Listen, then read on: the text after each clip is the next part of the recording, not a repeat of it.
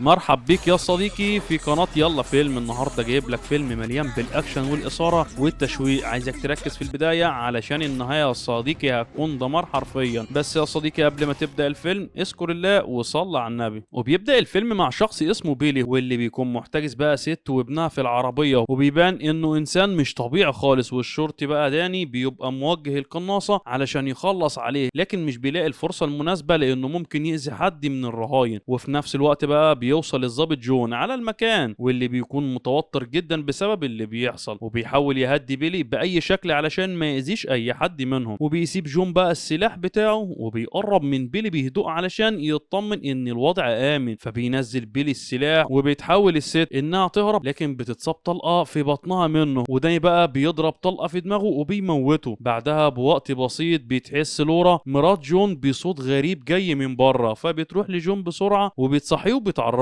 ولما بيطلع بره بقى بيلاقي حد مخرب الجنينه بتاعتهم ولازقين صور بقى يسخروا بيها على جون بسبب الطيبه الزياده اللي عنده. فبيقول جون بقى ان الاطفال اللي عملت كده هيتكلم مع اهاليهم وهيوقف اللي بيحصل ده. لكن بقى لورا بتبقى متضايقه جدا، وبيبان من معاملتها ليه بقى انها مش بتحبه خالص. وتاني يوم لعصابه كيل اللي بيهجموا على احد البنوك علشان يسرقوها، وبيضربوا بقى حراس الامن اللي بيفكروا يعرضوهم. وبيدخل واحد منهم مع المدير علشان ياخد منه كل اللي في الخزنه، والكل خايف وفي حاله توتر ومش عارفين يعملوا ايه. وبينجز بقى كايل وعصابته المهمه وبيخرجوا من البنك بسرعه. بعدها بيروح الضابط هايدن ومعاه مجموعه من افراد الشرطه على بيت حبيب الكايل، لكن البت بترفض تقول اي حاجه عنه. فبيقعدوا بقى يستنوا وصوله علشان يقبضوا عليه. وواحد من افراد الشرطه بيسال هايدن ليه ما قبضتوش على كايل من زمان. فبيقول هايدن بسبب افراد الشرطه المبتدئين اللي زيك. بعدها بينزل هايدن بقى للفريق بتاعه وبيقعدوا ينتظروا وصول كايل علشان يتدخلوا في الوقت المناسب. وفي نفس الوقت ده بيوصل كايل ورجالته على المكان، وبمجرد بقى ما البت بتعرف بتضرب الشرطه وبتطلع بسرعه تبلغ كيل ان الشرطه في المكان علشان يهرب بسرعه. وفعلا بيهرب كايل من المكان بسرعه، لكن الشرطه بتهجم فجاه وبيبدا اطلاق النار، وبيتصاب واحد من رجال كايل بالنار وبيموت، والتاني بيتصاب في رجليه طلقه ومش بيبقى قادر يتحرك. واللي بيقدر يهرب فيهم هو الشخص المطلوب اصلا كايل. لكن قبل ما يهرب بقى قال يعمل جو حلو لهايدن، وبيفجر له العربيه بتاعته علشان يوصل له رساله انه ما ينفعش يلعب معاه. بس هايدن بقى مش بيسكت وبيفضل يضغط على واحد من رجالته علشان يعترف بمكانه. وبعد ضغط كتير عليه بيقول له ان عنده مزرعه بعيد عن هنا. فبيقرر هايدن بقى انه يروح على هناك، لكن الشرطه ريتالين بيعرفوا انهم مش هينفع ياخدوا افراد الشرطه معاهم لانهم هيدخلوا على منطقه تانية غير منطقتهم. فبيوافق هايدن بقى وبيعرفوا انهم هيستعينوا بافراد الشرطه بالمنطقه هناك. وبنيجي بعدها بقى لجون اللي بيوصل على المركز وهو متضايق، وبيقابل زميله داني وبيبان انهم مش بيحبوا بعض خالص. وبيتكلم جون بقى مع داني وبيعرفه بالاطفال عملوه وهو عاوز يعمل بلاغ. فبيقول له داني ان الاطفال يبقوا اولاد زميلهم ويليار، وهو اتكلم معاه واللي حصل مش هيتكرر تاني. وفي نفس الوقت بتبقى ايميلي زوجة كالي موجوده في المزرعه، وبيوصل لهم هايدن وفريقه على هناك. فبتجري توقف المروحه بطريقه معينه، وبنعرف ان ايميلي شريكة كايل في كل اعماله الاجراميه، وقاعده في اماكن باسم تاني علشان ما يتقبضش عليها. وبياخدها بقى على البيت علشان يعملوا الخطه قبل ما كيل يوصل. بعدها بيروح هايدن لجون وبيقول له على المهمه اللي جايين علشانها، وبيطلب منهم فريق من المركز علشان يبقوا معاهم. لكن جون بيعتذر له لانه مفيش حد هنا غيره هو حاليا. فبيطلب منه هايدن انه يروح معاه ضروري علشان يساعدهم، وده لانه لو وافق وراح معاهم هيوفر عليهم متاعب كتير واجراءات. وبيوعدوا هايدن بقى انه هيتم دعمه من المكتب الامريكي بتاعهم، وبكده هيبقى بطل قدام الناس كلها ومحدش هيسخر منه. فبيوافق جون على طول انه يروح معاهم ويتحركوا سوا. وبيدخل جون بقى وبيلاقي راتاليان بيضايق ايميلي، فبيتعصب عليه وبيطلب منه يفضل بعيد عنها. فبيقول له راتاليان ان ايميلي دي قاتله شرطيه ومش هي ديت اللي يدوها الحقوق بتاعتها. لكن جون بيفضل مصمم على كلامه رغم اللي بيسمعه. ولكن هايدن بقى بيلاقي الاجواء مشتعله ما بينهم، بيطلب من راتاليان وزميله ناش يدوروا على الاسلحه. وبيحكي هايدن بقى لجون ان من فتره قبض على امايلي وقدرت تهرب نفسها اثناء عمليه النقل. فبتتكلم ايميلي بقى وبتقول انها قتلت شخص واحد بس، والتاني هيكون راتاليان علشان اللي عمله معاها. وبنيجي بقى الكيل اللي الموتوسيكل بتاعه بيعطل بسبب الرصاص اللي اتضرب فيه. فبيقف واحد على الطريق علشان يقدم له المساعده، لكن بيتصدم ان كيل مطارد من الشرطه. وكيل بقى بيهدده بالسلاح وبياخد الموتوسيكل بتاعه وبيتحرك بيه. وهو ده اخرة اللي يعمل خير يا صديقي. وبنرجع بقى لجون اللي بيبقى مستغرب كل حاجه بتحصل حواليه، حتى الاسلحه اللي بيلاقوها في المكان ما بيبقاش فيها ذخيره. وبيتفاجئ جون بقى لما بيلاقي ايميلي تعرف لورا مراته، وبتطلب منه بقى يرجع على البيت لانها مش حابه انه يتاذي. وفي نفس الوقت ده بيدخل هايدن وبيطلب من جون يطلع يحرس المكان، فبيطلع فعلا وبيتصل على لورا وبيقول لها انه في شغل وهيتاخر وبيديها العنوان. وبيتفاجئ بقى ان كيلو وصل على المزرعه، فبيدخل بسرعه وبيبلغهم علشان يستعدوا. ولكن بيتفاجئوا كلهم ان كيل عرف بوجودهم قبل ما يدخل المكان، وبيمشي كيل بسرعه من المكان. فبيستغرب هايدن بقى جدا وبيطلع علشان يعرف ايه اللي حصل، وبيقدروا يعرفوا ان المروحه اللي هي وقفتها كانت العلامه بينهم. وبيتضايق جدا، لكن جون بيبقى عاوز يفهم ايه اللي بيحصل، وبيطلب من هايدن بقى يوريه اذن القبض عليهم. فبيعرفوا هايدن بقى انهم جايين من غير امر، والموضوع بينهم شخص لانه قتل 6 من رجالته وكايلي وايميلي في مكافأة على اللي يسلمهم. واتفق هايدن بقى مع فريقه انهم يسلموهم وياخدوا الفلوس لنفسهم. فبيرفض جون اللي بيحصل ده وبيدخل بقى علشان يحرر ايميلي، لكن طبعا ما فيش حد بيسمح له بده، وبيرفعوا عليه السلاح. وبيتفاجئ انهم فعلا ممكن يقتلوه ويجيبوا شهود ان هو اللي حاول يقتلهم. وبيعرف بقى انهم قذرين جدا وعصابة بيتخفوا ورا البدلة بتاعتهم. فبيضطر انه يسكت وينفذ اللي بيقولوه لان محدش منهم هيسمح له يمشي من المزرعة. هل الموضوع كده خلص يا صديقي؟ لا بالعكس، ده الإثارة والتشويق لسه هيبدأ. بس اخبط لي الاشتراك الجميل يا صديقي واللايك المتين، ويلا بينا نكمل. وبيروح كايل بقى على مكان خاص براجل عصابات خطير جدا اسمه باك، وده علشان يطلب منه المساعدة في الورطة اللي هو فيها. لكن رجالته بيرفعوا على كيل السلاح وبياخدوا منه الفلوس اللي معاه وبيسخروا منه. فبيتضايق كيل طبعا لانه مش كيل اللي يتعامل معاه كده، وبيبدأ يضرب فيهم بعنف وبيقتل واحد فيهم بطريقة عنيفة جدا. ولسه كان هيخلص على الباقي، لكن باك بقى بيلحقهم من ايده، وبيطلب كيل بقى من باك المساعدة مقابل الفلوس. فبيعرفوا باك بقى انهم لازم يقللوا من التوتر ده علشان يعرفوا يتكلموا. وبنرجع لجون بقى اللي بيعرف ايميلي بقى انه لولا وجوده كان زمانهم قتلوها، لكن هو هيعمل المستحيل علشان يسلمها هي وكيل بامان. وبتعرفوا ايميلي بقى انه بمجرد ما كيل يوصل المكان كله هيتحول لجحيم. وبتعرفوا بقى ان واجبه مهم كان ما يستحقش ان هو يموت علشانه. وبتحاول ايميلي بقى بكل الطرق انها تقنعه يتراجع، لان بسبب طيبته الزياده دي مش بس هيخسر وظيفته، لا ده كمان هيخسر حياته. وبتعترف له بقى ان لورا بتحب داني وعلى علاقه مع بعض. فبيتصدم جون جدا من اللي بيسمعه وبيبقى عاوز يخلص عليها، لكن رجاله هايدن بقى بينقذوها من ايده. وبيحاول ناش بقى انه يعرف منها مبلغ الفلوس اللي سرقوه، بس ايميلي بترفض تقول اي حاجه. وبتتوتر جدا لان ريتاليان بيفضل يكسر في اطباق قدامها وبيضرب ناش ضربات قويه جدا، وبتقوم تهجم على ريتالن. لكن ريتالن بقى بيمسكها وبيرفع عليها سلاح وبيمنع اي حد انه يتدخل. وجون بقى بيتوتر جدا، وبتقدر ايميلي بقى انها تخدع ريتالن وبتطعنه في رقبته بالازازه وبيموت. فبيتصدم جون بقى من اللي حصل ده، وهايدن بقى بيضربها لحد ما بتفقد الوعي. وبيبقى واحد من فريق هايدن متوتر جدا بسبب اللي بيحصل وعاوز يمشي، لكن ناش بيرفض وبيقول له انهم يستنوا كتير علشان اللحظه دي. بعدها بتتكلم ايميلي طبعا مع جون وبتقول له ان الشخص اللي قتلته كان يستحق، حتى ريتالن هو كمان يستحق القتل. وبتحكي له بقى من كام سنه هايدن وفريقه ضربوا عليهم نار، ولكن اللي اتصاب واتاذى ناس مدنيين مالهاش اي علاقه باللي بيحصل. وفي الاخر بقى رموا اللوم على ايميلي وكايل. وبتعتذر بقى لجون على اللي قالته على لورا لانها شايفه جون كويس جدا وما يستحقش اي حاجه من اللي بتحصل له معاها. وبتفهم بقى من كلامه ان هو مش بيحبها لكن مش عارف يبعد عنها. وبيقرب جون بقى من ايميلي علشان يربط الجرح اللي في ايديها، فبتغدر بيه بقى وبتضربه وبتفك ايديها من السرير وبتحاول تهرب. وبتمسك هايدن بقى علشان تقدر تطلع من البيت، والكل بيسيب سلاحه. لكن بتتفاجئ بقى بداني قدامها بيرفع عليها السلاح، وبتقول لهايدن انه محظوظ جدا وبيأمر ناش بقى انه يكلبش ايديها الاتنين. فبيستغرب جون ان داني جه في المكان لان محدش يعرف حاجه عنه تماما. وبيتفاجئ ان لورا هي اللي اتصلت عليه، وبيبدأ الشك بقى يدخل جوه قلبه اتجاههم. وبيعرف داني بقى كل الموضوع وبيقرر يفضل معاهم. وفي نفس الوقت ده بيتصل كيل على ايميلي، فهايدن بقى بيرد عليه وبيخليها تكلمه، وبيوعدها كيل بقى انه هيكون عندها قريب وهينقذها منهم. فبيقول بقى هايدن قدامها ان كيل ده بيخونها وبيعرف عليها بنت تاني، لكن البت ما فرقتش معاه وسابها ومشي. فبيوعد كيل بقى انه هيقتله قبل ما يعمل اي حاجه لايميلي. وبيتكلم كيل بقى مع باك علشان يديله رجاله يروح بيهم على المزرعه المزرعة. ولما باك بقى بيشوف كمية الفلوس بيوافق على طول، وبيقول لرجالته ان اللي هيجيب رقبة هايدن في الشنطة هياخد كل الفلوس، خصوصا لما يعرف بقى ان هايدن هو اللي قتل اخوه. وبنرجع بقى لشان واللي معاه وهم قلقانين جدا، لان لو كاي جاب رجالة معاه وهم هينتهوا حرفيا. وبيقترح داني بقى انه يتصل بناس بيثق فيهم علشان يبقوا معاهم في المهمة دي، لكن هايدن بيرفض وبيقول له انه تدخل مدني في المهمة فكرة مش كويسة نهائيا. بس داني مش بيسمع ليهم وبيطلع يتصل على مينت وبيطلب منه يجي. وبيدخل جون بقى علشان يتكلم مع ايميلي ويسألها لو كانت اتضايقت لما عرفت خيانة كيل لها، لكن ايميلي بتقول له انها مش فارق معاها. فبيعرفها جون بقى انها بتكذب، لان اللي مضايقها اكتر ما كانتش تعرف بامر سرقتهم للبنك، ولان كلامه بقى صح مش بتقدر ترد عليه. وبتبدا ايميلي بقى تحكي له ان اول شخص قتلته كان حارس امن، لانه تحداها وشاف انها ست ضعيفه بين عصابه كيل، ومن الوقت ده الكل بيخاف منها. وبتقول له بقى ان هو لازم يكون قوي علشان الكل يخاف منه. وفي نفس الوقت ده بيوصل من ومعاه ويليار وشخص كمان، وبيقول لهم داني بقى ان هو اللي طلب مساعدتهم. ولما هايدن بقى بيشوف انهم بارعين في استخدام السلاح بيوافق على طول، لكن ناش وزمايله طبعا مش بيبقوا موافقين، لان كده المكافأة هتتقسم على كتير جدا. وبيتكلموا بقى مع هايدن علشان يمشوهم، بس هايدن بقى بيبقى محتاجهم وبيرفض يعمل كده. ولما منتي بيدخل لإيميلي جون بيطلب منهم يخرجوهم كلهم، وبيتقول له إيميلي ان مبلغ المكافأة كويس لكن بالعدد ده مش هيساوي حاجة. فبيشك جون بقى ان في حاجة ممكن تحصل، وفعلا بيسمع ناش وهو بيكلم ناس تبعه علشان يجوا على المزرعة هم كمان. ولما جون بيسأله بينكر انه كلم حد، وبيقول له انه كان بيطمن حبيبته مش اكتر. فبيدخل جون بقى لهايدن وبيطلب منها يجمع التليفونات من الكل، وبكده هيحافظوا على السيطرة بين الكل. فبيوافق هايدن بقى وبيروح جون وبيجمع التليفونات منهم. وبنعرف انه عمل كده علشان يفتش تليفون داني ويتأكد اذا كان بيخونه ولا لا. وبيتصدم جون بقى لما بيعرف ان كلام ايميلي صحيح وفعلا لورا بتحب داني، لكن جون مش بيقدر يسكت وبيروح علشان يواجه داني. وبيتفاجئ بقى ان الكل عارف بالموضوع وطلع هو المغفل الوحيد في وسطهم. فبيشتبكوا بقى مع بعض وداني وجون بيفضلوا يضربوا بعض. فبيستغل ناش بقى الفرصة وبيدخل ياخد ايميلي علشان يهرب بيها. فبيحاول هايدن انه يوقفه ويضرب عليه نار، لكن ولا طلقة منهم بتيجي فيه. ورجالة ناش بقى بيضربوا عليهم نار، وبيفضل جون بقى جوه البيت وبيستخدم القناصة وبيقدر انه يسيب ناش ورجالته وبيخلص عليهم بكل احترافية. لكن زميل داني بيتصف في ايده ويلر بيموت، وده بيخليهم يترعبوا جدا من اللي حصل. وداني بقى ومنت بيغيروا رأيهم وبيبقوا عايزين يمشوا، لكن هايدن كل اللي فارق معاه ان ايميلي تفضل تحت ايده. وبيطلب داني بقى من هايدن انهم يروحوا بيزميله على المستشفى، بس هايدن طبعا بيرفض وبيقول لهم انه هيفضل هنا لحد لما المهمة تخلص. وبعدها بيدخل جون يتكلم مع ايميلي وبيعرفها ان كلامها طلع صح ولورا بتخونه مع داني. وفي نفس الوقت ده بتتصل لورا عليه علشان تطمن على داني. فبيتضايق جون اكتر بقى وبيطلب منها تلم هدومها وتمشي من البيت. وبتعرف لورا بقى انه كشف امرها وبتفضل تعيط. وبيعرف جون بقى من ايميلي ان كايل كل حياتها لان هو اللي حماها وعلمها ازاي تدافع عن نفسها، وفضل جنبها لحد اللحظة دي علشان كده مش بتقدر تبعد عنه. بعدها داني بيبقى خايف جدا وعاوز يمشي من المزرعة هو واصحابه، لكن هايدن بقى بيرفض طبعا وبيفضل عند قراره. فبيدخل جون بقى وبيقول له ان منت خايف جدا وبخوفه ده مش هنستفاد منه باي حاجة، وبيقترح ان منت ياخد الشخص المصاب ويمشوا من المكان. فبيوافق هايدن ان منت والمصاب بس هم اللي يمشوا وداني بيفضل معاهم. فبيتكلم داني بقى مع جون علشان عاوز يمشي هو كمان، لكن جون بيرفض انه يساعده وبيطلب منه بقى يفضل هنا. وبيبقى جون قدر ياخد مفاتيح الكلبشات علشان يساعد ايميلي. هو بيمشي منت بقى والمصاب من المزرعة، وداني بيقف حزين جدا وخايف لان نهاية الكل هتكون حاتمة بمجرد ما كيل يوصل حتى. وهايدن بيكون عارف الكلام ده وبيبص على صورة بنته لاخر مرة. وبنيجي بقى لوقت وصول كيل مع عصابة باك على المزرعة. فجون بيطلب من داني انه يستعد، وايميلي بقى بتبقى عارفة اللي هيحصل وكل خوفها بيبقى على جون. وفي نفس الوقت ده بيتكلم كيل مع العصابة وبيطلب منهم بقى محدش يأذي ايميلي لانها مراته وهو جاي اصلا علشانها. وداني بقى الخوف بيبقى مسيطر عليه جدا وبيقرر انه يهرب من هايدن وجون. فبيشوفوا ايميلي بقى وبيتبلغ جون ومش بيقدر يوقعه، وبتحاول تقنع جون انه يستسلم لانه هيموت، لكن جون ما تعودش على الاستسلام وبيقرر بقى يواجهه. وكيل بقى بيطلب من ايميلي انها تحمي نفسها كويس قبل ما يطلقوا النار، وبمجرد بقى ما بتحمي نفسها بيبدأ اطلاق النار بين الطرفين. لكن هايدن مش بيبقى فارق معاه حاجة لانه شايف انه خلاص قرب من هدفه الحقيقي، وبيهجم عصابة باك على البيت. بس جون بقى بيتصدى ليهم وبيطير في الهواء وبيقتل واحد فيهم، وبيتوقع بقى ان في واحد كمان لسه ما ماتش، فبيحط هايدن خطة انه هيسيب كيل بعيد وهو يخلص على الباقي. فبيوافق جون على الرغم انه مصاب طلقة في دراعه، وبيحس جون بقى وهايدن بشخص فوق، فبيهجموا هما الاتنين وبيضربوا عليه نار وبيموت. بعدها بيتحرك هايدن علشان ينفذ خطته، وايميلي بقى لما بتلاقي جون مصاب بتعرض عليه انها تساعده. وفي نفس الوقت ده كايلي بيشوف هايدن وهو بيتحرك، فبيروح وراه بسرعة علشان يخلص عليه، لان اللي هيجيب راس هايدن هياخد كل الفلوس اللي مع باك. وبيبداوا اطلاق النار على بعض هما الاتنين، وبنرجع لايميلي بقى اللي بتقول لرجالة باك ان هي اللي موجودة، ولان كيل امرهم محدش يأذيها بيسيبوا الاسلحة. لكن ايميلي بتبقى اتفقت مع جون خلاص وبتخلص عليهم هما الاتنين. وبنيجي الكيل بقى اللي بيبقى عاوز يخلص على هايدن باي شكل، وبيشغل بقى كل المواتير اللي في المكان علشان يشتتوا، والاتنين بيبقوا فاهمين تصرفات بعض، علشان كده الموضوع بيبقى صعب عليهم. بس في الاخر بيدخلوا في مواجهة قتالية لان الذخيرة بقى منهم بتخلص. ولما هايدن بيوقع كيل على الارض بياخد مسدسه وبيضرب عليه نار، فكيل بياخد المسدس التاني وبيبدأ يطارده لحد ما بيعرف مكانه وبيضربوا على بعض نار. وبيخرج بقى كيل من المكان وبنعرف ان اللي مات هو هايدن يا صديقي. وبيروح ينادي على ايميلي اللي بتقول له ان كل اللي في المكان ماتوا علشان تحمي جون منه، لانها عرفت قد ايه هو انسان كويس. وبتطلع ايميلي بقى الكيل وهي متعصبة لانه اتصرف من غير ما يرجع لها وعرض حياتهم للخطر وكان ممكن تموت. فبيعرفها كيل بقى انها حبيبته ورجع علشانها. فبيخرج جون بقى من البيت وبيرفع السلاح عليهم وبيأمرهم يسلموا نفسهم والا هيقتلهم. فبيتصدم كيل بقى انها كذبت عليه وبتطلب منه ما يأذيش جون لانه انسان كويس. فبيوافق كيل وبيطلب من جون يسلم السلاح ويمشي، لكن جون بيرفض وبيفضل يحذره انه يسلم نفسه. فبيطلع كيل السلاح علشان يخلص على جون، بس ايميلي بتسبقه وبتضرب كيل طلقه في ظهره وبيتخلص عليه. فبيتصدم كيل بقى انها ضحت بيه بالشكل ده وبيعترف لها انه كان بيحبها جدا وبيموت بين ايديها. فبتعيط ايميلي لان هي كمان كانت بتحبه، وبيحاول جون بقى يهون عليها لان اللي عملته ده هو الصح. وبنعرف وقتها ان هايدن لسه ما ماتش، وبيظهر هو كمان وبيفرح ان كيل مات. فبيقوم جون بقى وبيرفع عليه السلاح لانه هيمنعه انه يعمل اي حاجه تاذي ايميلي، وبيبقى قدامه حل من الاتنين، اما ان هو يستسلم يا واحد منهم يخلص على التاني. وقبل ما هايدن يضرب جون بالنار جون بيسبقه وبيخلص عليه. بعدها بيودع ايميلي قبل ما يمشي لانه مش هيقبض عليها ويخليها تتعرض للمساءله القانونيه. وبنعرف وقتها كمان ان واحد من رجال باك لسه عايش رغم الاصابات اللي فيه، وبياخد جثه هايدن وبيقطع رقبته بعدها وبيروح لباك ويسلم له رقبه هايدن وبياخد الفلوس. وهنا يا صديقي بيخلص فيلم النهارده، واللي بيقدم لكم الفيلم ده محمود عبد الظاهر اللي هو انا يعني. ولو عندك اي اقتراح لفيلم جديد سيبهولي في كومنت يا صديقي، ويلا سلام.